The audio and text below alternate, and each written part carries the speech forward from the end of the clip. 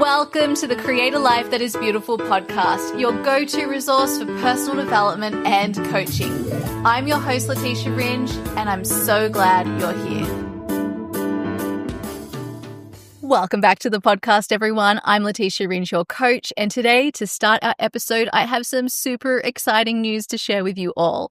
I have gone ahead and created a brand new masterclass for you all that is called the True Love Experience. In this masterclass, you will learn how to create true love, and it is 100% completely free. I'll be delivering the masterclass live on the 13th of February, the day before Valentine's Day. It is for you whether you're single or in a relationship, because guess what? True love is created. It's not found, which means the real question we should be asking ourselves is, how do we actually create true love? And that's what I'm going to be answering in the True Love Experience. So for those of you who are new here or don't know my background, I'm a multiple award-winning conscious relationship coach and a former family lawyer devoted to teaching you cutting-edge relationship tools and skills to support you as you relate higher and approach your love life and relationships consciously. If you want to experience the kind of love you're sold in the movies or that everybody's chasing in all the dating programs we love watching, you need to know how to create true love, not find it. Because if you haven't noticed already, trying to find the thing you're after is not making progress. Instead, there's a simple process that you can follow to create that love, no matter what your relationship status looks like now. Because it truly does start with you, and that's what I'm going to be teaching you in my upcoming free masterclass, The True Love Experience. You'll learn a simple step-by-step process for creating true love in your life. No more excuses or delays. It's time for true love in action. And we're going to get this sorted before Valentine's Day. So join me live on the 13th of February at 3 p.m. GMT. That's 7 a.m. Pacific time, 9 a.m. Central time, 10 a.m. Eastern. And for those of you in Australia, it'll be in the middle of your night, but there will also be a replay. So make sure you register for the True Love Experience. Please share it with your friends. Get someone to join you, to hold you accountable, and then talk about what you learn afterwards, and then go ahead and apply it to your love life. You can join the True Love Experience at letitiaringe.com/true love. Now, if you're able to attend live, please come. It makes it so much more enjoyable. I'll be able to answer your questions, which makes the masterclass even more valuable for you and everybody else. And you're so much more likely to get the value out of this masterclass if you actually attend live, rather than leaving it for one of those to-dos that we hope we'll have some space to do in the future, but then never get around to.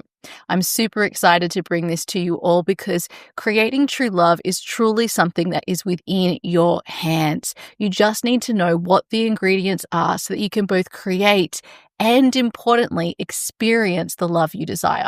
You can apply this to a current relationship or a future relationship, and it will give you everything you need to know, regardless of whether you're dating right now, whether you're healing after a relationship has ended, whether you're deciding to leave a relationship, whether you're uncoupling right now, whether you're starting a brand new relationship, or whether you're applying it to your current relationship that you're in, which maybe needs some improvement, or you just know that relationships need to constantly be nurtured, and so you are being proactive and making sure you learn everything you need to know to do that.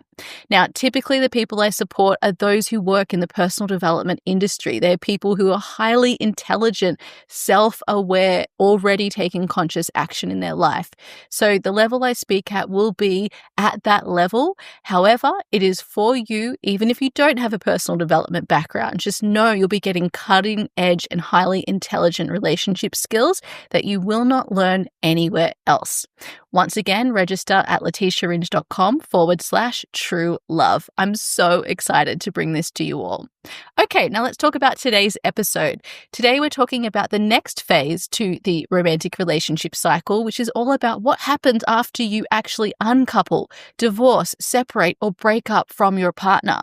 In the previous episode, I took you through the exact steps I recommend you follow if you have decided to end a relationship or marriage. I've told you exactly how to approach approach that phase of the relationship cycle consciously so that you support yourself and your partner, and also so that you preserve a positive post-separation relationship.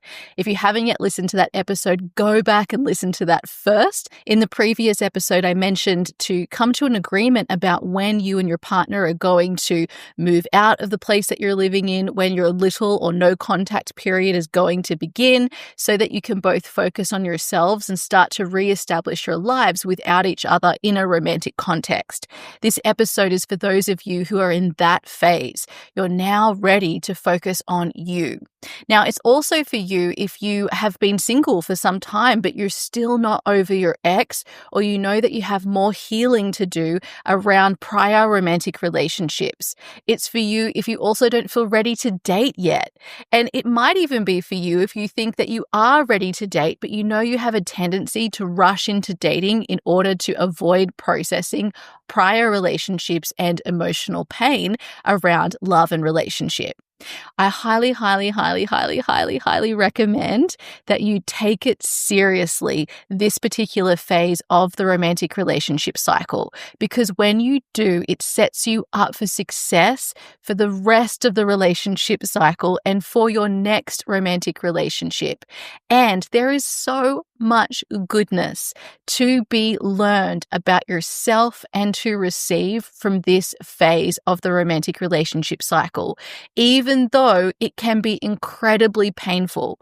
But that pain is a good thing because it shows you that you've loved, that you have the capacity to love, that you opened your heart, and now you feel the pain because it's like an addiction. You're moving on from something that you have been addicted to, attached to. You've created a habit around it, so it's physically uncomfortable. And on the other side of love and joy and all of those beautiful emotions is the pain of losing the thing that you love. But remember, you haven't actually lost the thing. That relationship can always remain in your heart. It's always a memory. It's something you can look back on fondly. And you are creating space for something new, a deeper love for yourself perhaps, and possibly a new love with a new person in the future. So approaching this phase consciously is so important because you're setting yourself up for success for now and in the future. And I'm honestly so excited about what you're going to learn about yourself through this process and what you're going to reveal about who you are, your identity, what you want next from life. Honestly, every single relationship breakup I've ever been through, the healing after that has always led me to my next transformation in ways that I just never would have gotten to had it not been for that relationship ending. So I'm excited for you to access that new layer to your life and yourself. And I'm excited for you in this episode to learn some tips to follow to help you approach this phase in a conscious way and in a way that will set you up for success and have you feeling really supported. My final announcement before we dive into today's episode is that if you are in this phase of your romantic life right now and you're healing a broken heart, you're recovering after a relationship has ended, you're figuring out who you are outside of this relationship and right now in your life, you feel like you're having a total life makeover because everything literally in your life is changing. And or you know that you have healing to do after prior relationships, which is stopping you from moving forward and on towards whatever it is you want. Maybe it's something in life, maybe it's a new relationship, maybe it's just letting go of the past. Or maybe you know you have trouble being on your own and you find yourself trying to distract yourself in new relationships or dating, and you realize that this has become a pattern that is stopping you from actually creating the love with yourself as well as with another person that you truly desire. These are all issues and stages of the relationship cycle that I can support you with in my conscious relationship coaching program. This is honestly one of the best investments in yourself, particularly during this phase of the relationship cycle. You deserve to be supported, and we can set you up for success in getting to know yourself, getting to be with yourself, preparing for partnership again, learning conscious relationship skills, as well as getting to know what you really want and need in a relationship. relationship. If you want to know more about working with me in my one-to-one conscious relationship coaching program, head to letitiaringe.com/CRCP. And a reminder that I also support couples in supporting and improving their relationship, deciding whether to end their relationship, as well as starting a new relationship together. So no matter where you are, single or in a relationship right now, whether you want to work with me one-to-one or with a partner, my conscious relationship coaching program is the place to do it. Oh, and one other announcement before we dive in. There are 3 other podcast episodes I've recorded and published in the past that will also support and accompany this episode. The first is called Consciously Single, which is all about being consciously single and why that's important. The second is Conscious Heartbreak, which is all about healing a broken heart. And the third is 10 breakup tips, practical breakup tips, I believe I called the episode, to support you during this particular phase of the romantic relationship cycle. So make sure you check out those. And without further ado, let's dive into today's episode.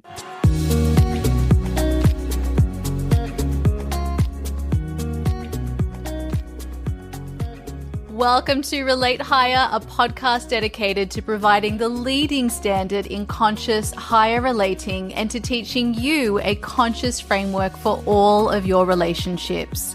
This is your go-to resource for developing meaningful, conscious relationships across your life.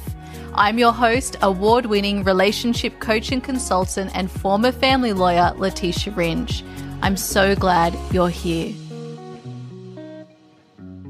Okay, beautiful people. So I've written down 10 points that I want to share with you today about what to do to support yourself when you have ended a relationship and now you're in the phase where you are healing a broken heart. You're healing after the relationship has ended. You're getting to know who you are again. You're processing grief. You're giving yourself time to be consciously single before you step into partnership with someone else. And this part of the romantic relationship cycle can feel incredibly painful. And you've already been experiencing a lot of pain in the lead up to the relationship ending. Now, you're going to also experience pain on a different level because now you and your partner are getting used to not being with each other. You're getting used to your new life without each other. And, sometimes the body and mind take a lot longer to catch up with what's actually being decided. So it's likely you're going to start feeling a lot of physical pain in your body, which is just processing the change. It's likely you're going to have a lot of thoughts about what's happening, which again is your mind simply processing the change. All of this is normal. Even if you feel really, really bad, I want you to know it's normal. This means that you're working. As a human, you are working. Well done. So I know how painful this part of the relationship cycle can feel. I really do know. I've had my own fair share of breakups, and I am a very big feeler. I feel emotions so strongly. I can tell you I've been there and I felt like I will not get through this, and I have every single time. And in fact, not only have I gotten through it, it has always led me somewhere brighter and better than I could have imagined before the relationship has ended. Now, I'm not saying to go and end relationships so that you can go through transformation or that's how you access a better and brighter future. I'm saying where I've made the decision to end a relationship and carried that through, it has always led me to better and brighter places.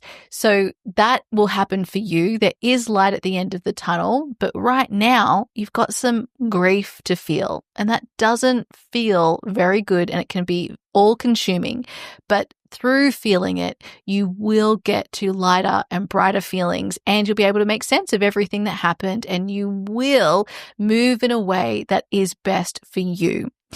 So in today's episode, I want to share these 10 points to really support this process and to make it the best process it can be for you. Unfortunately, that doesn't mean that you won't feel pain because that is part of the process, but following these steps will give you an anchor and help to remind you that you're in the right place, even though it feels like you're not at certain moments through this process.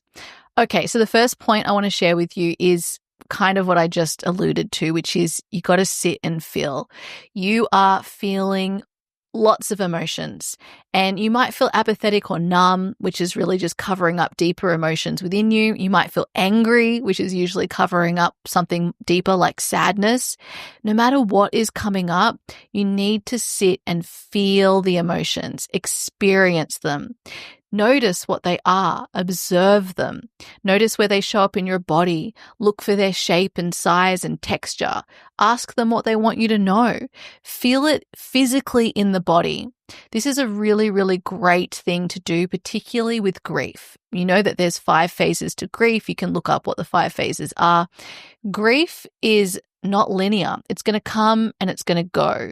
One of the best things I learned about grief is to give it a container, because otherwise it can be all-consuming.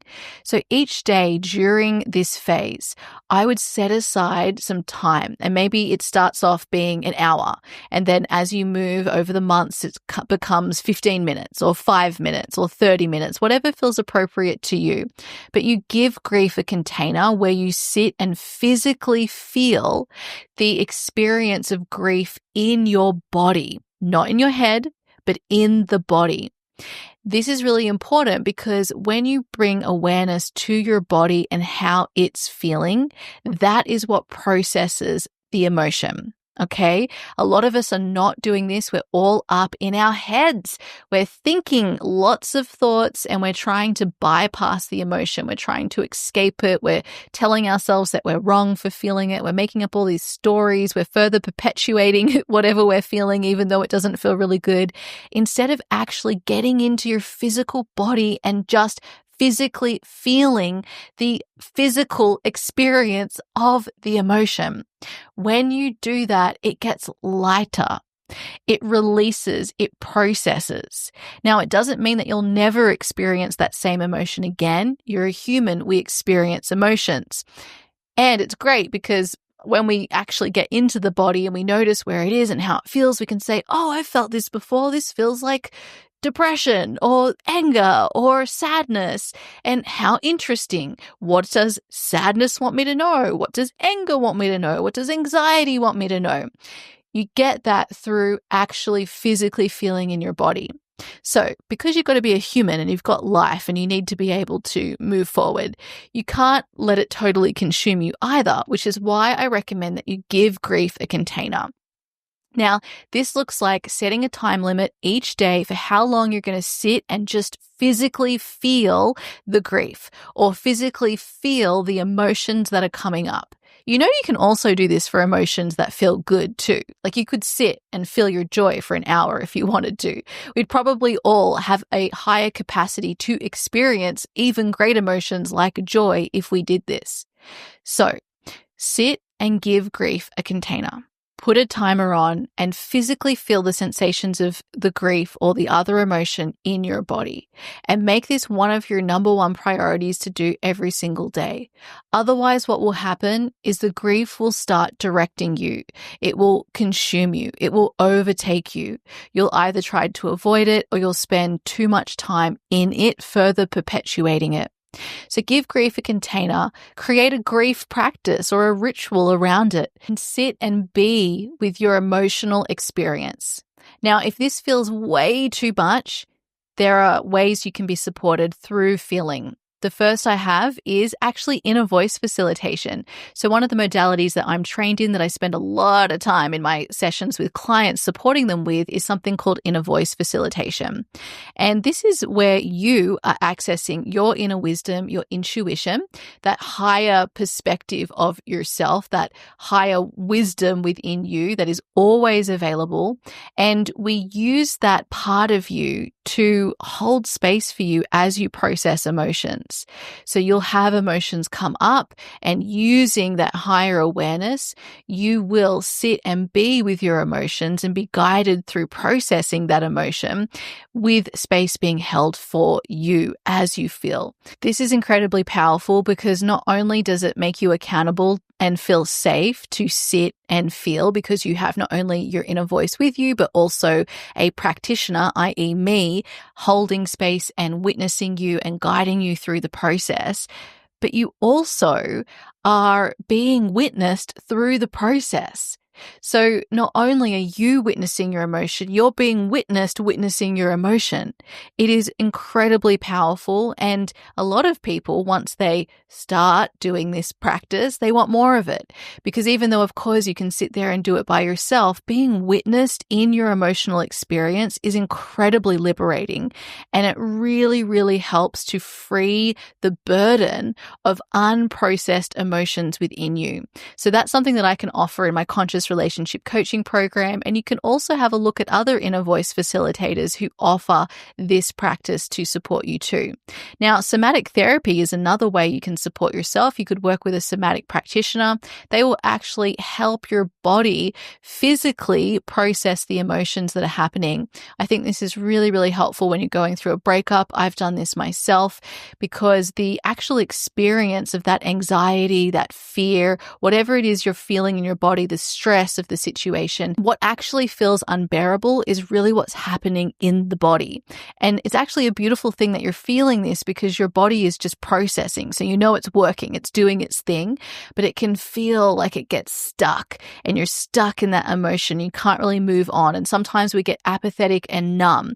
All of these are emotions that we can process in an inner voice a session, but you can also work with a somatic practitioner in person who will use their hands on your body to help your body process and return to a place of nervous system regulation. So that's a really powerful practice too.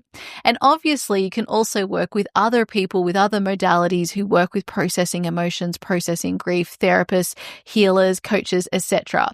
So if you are having trouble sitting and feeling, or you know you want to go even deeper into how you're feeling, they are some of the ways you can do it. But as a minimum, give grief a container and sit with yourself.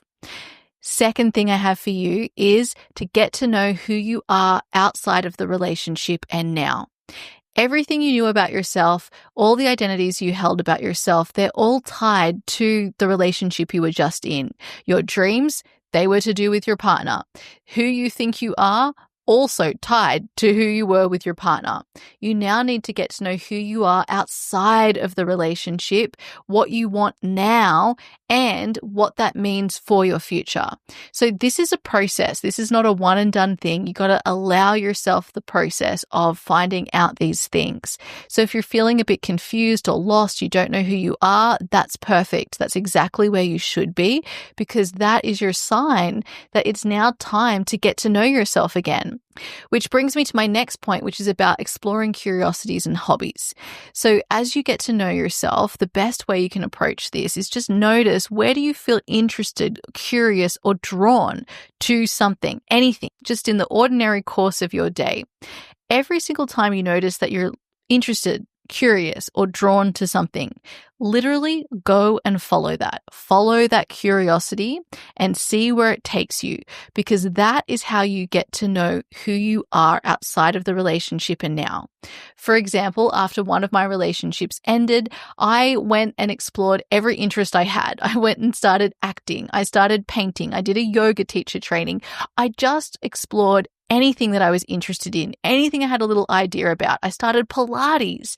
And now still to this day, years later, because of those little steps I took then, I have found all of these other hobbies, all of these other friendship groups, all of these other opportunities, all of these other layers to myself, because I explored those simple interests, curiosities, and things I was being drawn to. This helped me to build a picture of who am I now outside of this relationship? Where am I going? And today, I dance, I do improv, I sing, I have so many new friends across my life because I've explored all of these new interests and hobbies.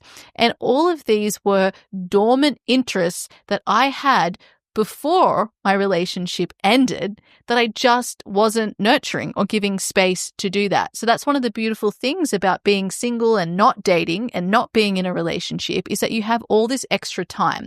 And because you need to explore who you are again outside of the relationship, is the perfect time to do that. And it just sets you up on a path that was always meant for you, but was maybe being hidden or distracted by the busyness of your life when you were in your relationship. So sit and feel. Get to know who you are outside of the relationship and now, and allow that to be a process, and explore your curiosities and hobbies. Next point is to be consciously single for a chapter. It is so incredibly important that between relationships, when you're in the in-between, you do not jump straight into another relationship. You do not jump into dating. You do not jump into trying to be with anyone to make up for the absence of your partner. You really need to sit and be okay with being alone, with being single, with not being in a relationship. Otherwise, you're choosing people based on a wound. You're choosing people to escape an emotion.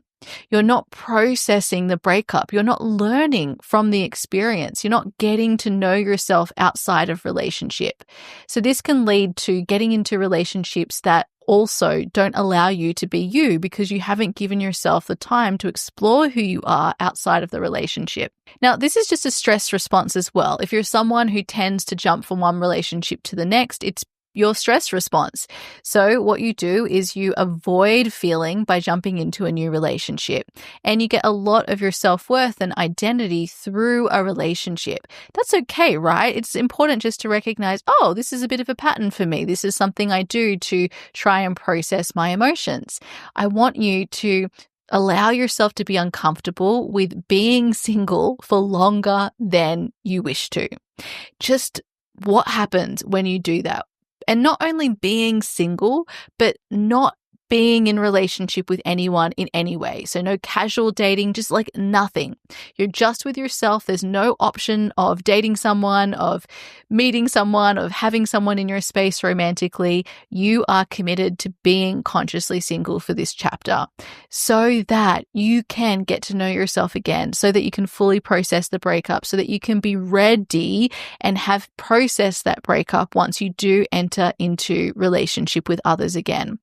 You can also think about this as being good for humanity, right? Because if we all did this, then there would be much fewer of us out on the dating apps saying, hey, yeah, I'm ready for a relationship or even for casual dating. But then as you go through that experience, you learn, actually, I'm not. And then you got to break the bad news to the other person who's opened up themselves to you in whatever way they have. And, that's just not great for anyone. So be a conscious person, allow yourself to be consciously single. If you then open yourself up to dating and you realize, oh, I think I've started a little bit too early here, then make sure you consciously communicate that with the person that you're dating, and then go back to allowing yourself to be on your own without dating, without thinking about who's going to be your next partner, and just enjoying being on your own. This is a beautiful chapter, and when you get into your next relationship, there's a high chance that you'll never be consciously single again, right? So give yourself this chapter because it's likely to be short-lived. Even if it's for years, 5 years, right? Like if you get into a long-term relationship that's for decades, this is the last time you're going to be consciously single. Or maybe you get into a relationship for a couple of years, and so you're not going to be single for a couple of years. Just enjoy where you are, allow yourself to be where you are, and don't jump ahead. Be in this process.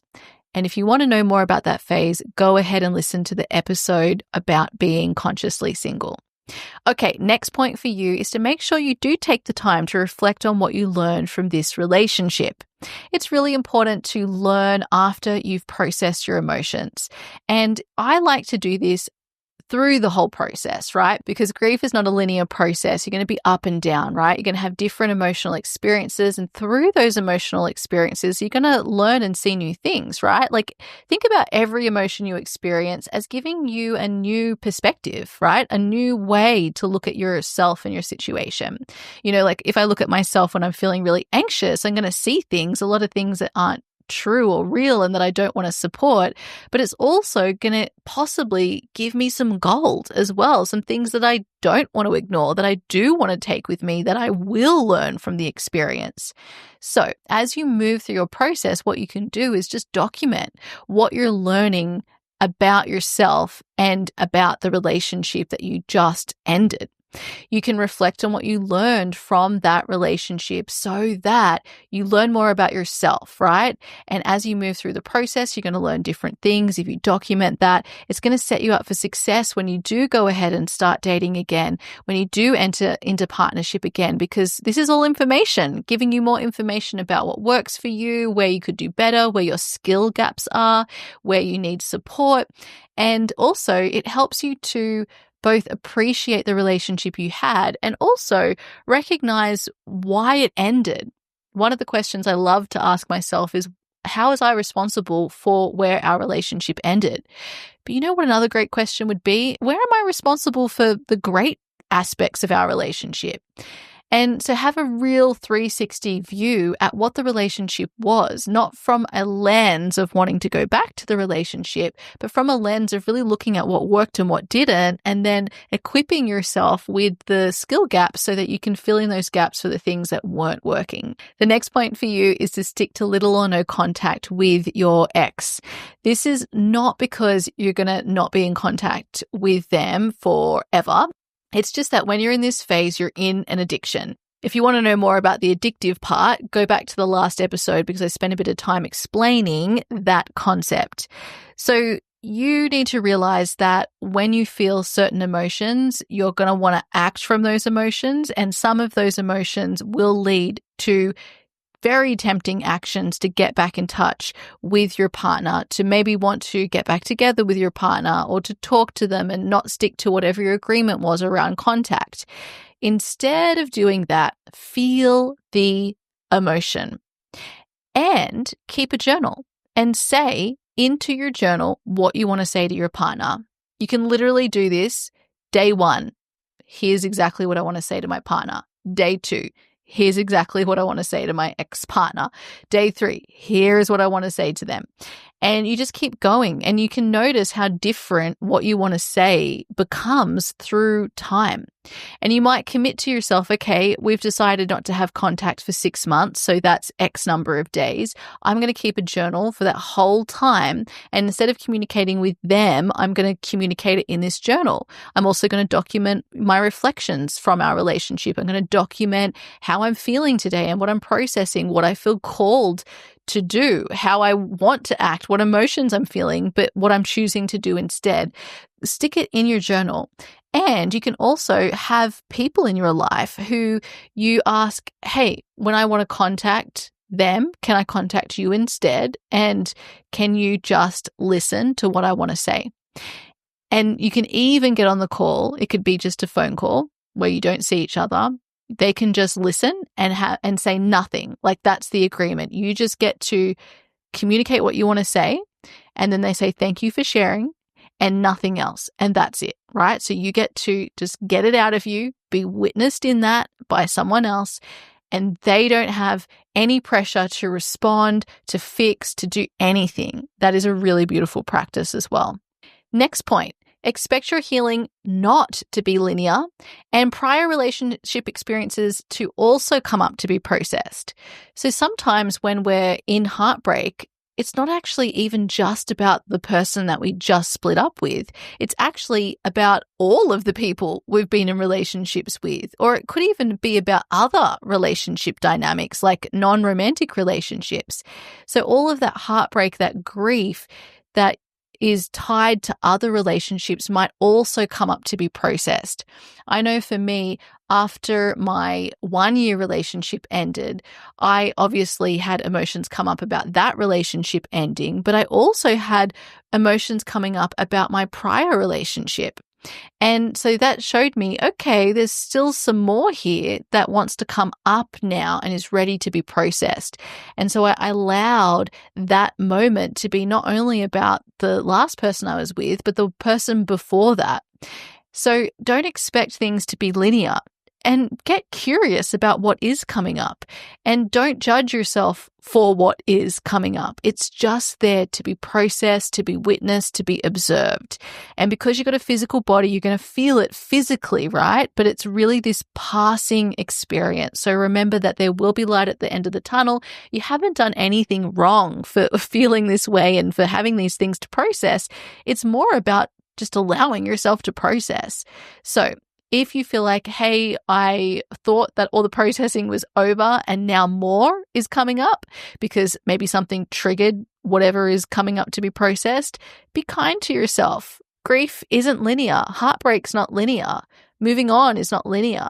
And just because you have things coming up to be processed, it also doesn't mean that you're not ready to move on, right? You can have moved on and still have prior relationship experiences come up to be processed. So remember that too. Okay, next point is to make sure you give yourself a support team. I spent a bit of time talking about this in the last episode, but you by now, hopefully if you followed my tips, should have created yourself a support team.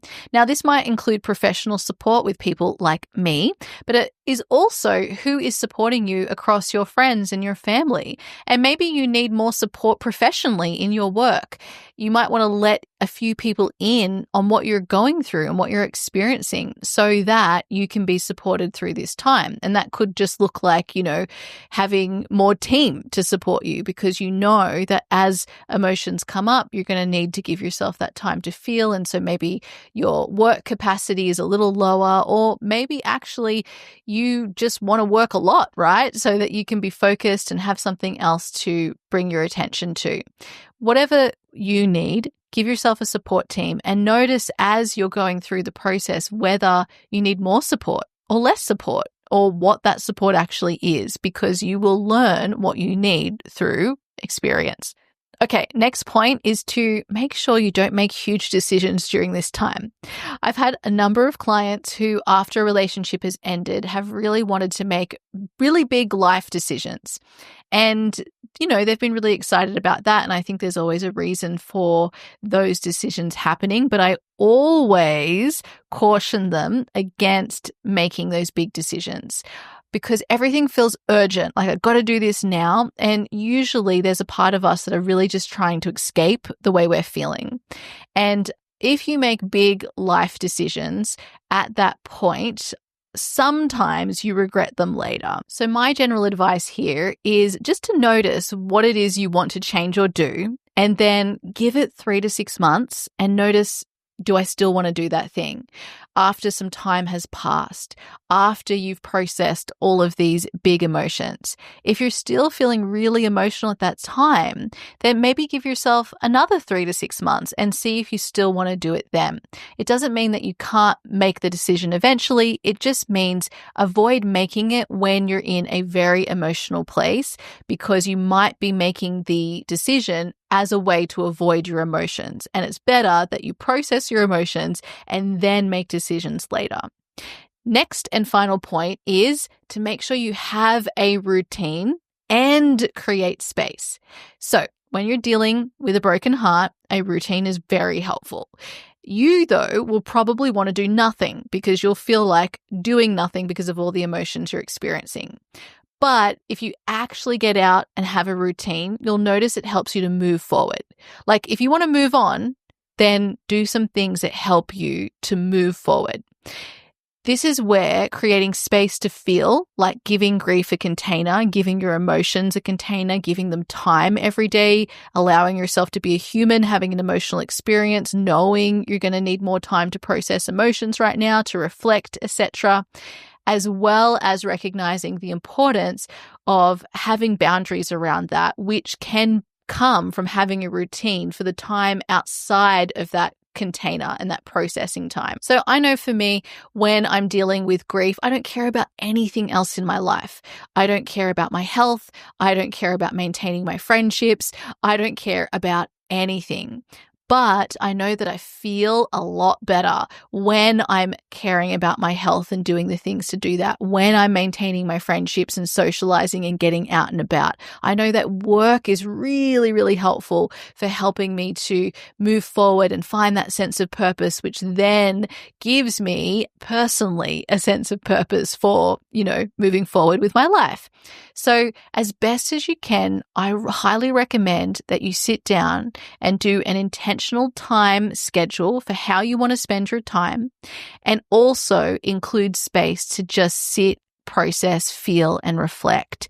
But make sure that time outside of that processing container has a purpose. Give yourself as much clarity on what you're going to do with your time as possible so that you're not sitting there wallowing, overthinking, ruminating about the relationship. Okay, so it's a little bit of both. I know that this can be hard. It's not clear cut. You got to know what the boundaries are. But I promise you're going to need a little bit of both. And like most things in life, it's always, both and. The final thing I want to share with you is a question that feels like a bit crazy to ask yourself when you're at the beginning of this process, but is truly what will unfold through this process. And that is this. Ask yourself, how can I make this the best thing for me? Now, after the end of my 10-year relationship, I've shared this example before, but I'll share it again. I really let myself go in terms of my health. I just ate my feelings. And so I put on like at least 10 kilos extra at that time. Then with the next breakup I had, I decided I'm making this the best thing for me. I am using this to get myself in order, to really support myself, to grow from it in a great way. And I do not want to go back and put on weight like I did last time. So I got myself straight in a routine around health. Every single day I woke up and I was out of the house right away, going for a walk, going for a run, or doing Pilates. I put myself on a plan in terms of the food I was eating. And this was really, really helpful for me because not only was it about caring for my health, it also gave me something to clearly focus my time and attention on rather than what I was feeling 24/7, which is what I would have done had I not had other things to focus on. So for me, prioritizing my health and fitness goals, even if it's just like some sort of maintenance plan, was really helpful for me. And so actually after my breakup, I became the fittest I ever have been. And this has then set me up for where I am now, which is just totally obsessed with all things to do with fitness and the body and health, which has always been a bit of a passion of mine. But now I'm like super, super, super into it. And that all was the gift from my last breakup. So thank you very much, my last breakup and partner. So this is how it can be for you. Every breakup will give you a gift. You will learn new things about yourself. You'll discover new things about yourself. And if you ask this question, how can I make this the best thing for me? How can I really use this to help me step into the best version of me? Not that there's anything wrong with you, but where are those areas that you feel really called to give yourself more love and attention in? Focus your attention on building up in those areas, because not only does it build confidence within you, not that you need to change anything about you to be more confident, but because now it really helps you to focus your attention on something. And if you focus it on growing something, that's going to help you to feel empowered. It's going to help you to move forward. It's going to help you to not use your 24/7 time and space wallowing, sitting in the feelings that you're feeling and then perpetuating them further. So I really, really recommend you ask that question. And I promise you, you can have beautiful things unfold through this phase. And I'm super excited to see what does for you. Okay, my friends, so they are some of the pointers I wanted to give you today for healing a broken heart after a relationship has ended. In our next episode, we're going to talk all about dating. I'll also give you some pointers on how to know that you're actually ready to start dating. And again, if you want support during this phase of your relationship cycle, reach out to me, have a look at my conscious relationship coaching program, submit an application, head to letitiaringe.com/CRCP, and I would love to be your breakup buddy. And finally, remember to register for the True Love Experience. This is for you whether you're in a relationship right now or not. It is going to teach you a step-by-step process for creating true love in your life. This is what we all need to be doing in order to create a thriving romantic partnership that turns us on, supports our purpose and potential, and allows both you and your partner to thrive over the long term. I'm so excited to share this with you all so we can stop that endless search outside of ourselves and instead find the answers within. You can register at letitiaringe.com/true love, and please make sure you share the details with your friends and get them to join you in the experience so that you can all discuss what you've learned and have this as a trigger for relating higher. All right, my beautiful friends, I'm going to leave it here. I'll see you in our next episode. Goodbye. Thank you for listening to the Create a Life That Is Beautiful podcast, your go-to resource for personal development and coaching. To deepen your learning and practice, make sure you're subscribed to receive our community newsletter. Subscribe at letitiaringe.com/newsletter. And if you haven't yet left a 5-star review for the podcast, we ask that you please do that now so that this podcast can reach other listeners who also want to join us in creating a life that is beautiful.